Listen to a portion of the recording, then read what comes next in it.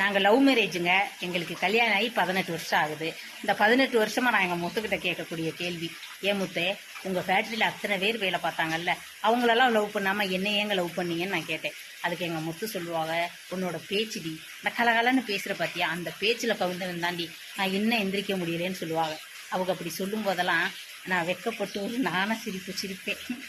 இப்போ உங்கள் முன்னாடி சிரிக்கிறேன் பற்றியில் இந்த மாதிரி. அவங்களே என்கிட்ட அடிக்கடி கேட்பாங்க, என்கிட்ட உனக்கு என்ன பிடிக்கும்னு. இப்போ நான் சொல்லுவேன், உங்கள் பொறுமைங்கன்னு. இப்படி தான் ஒரு 10 வருஷம் போச்சு.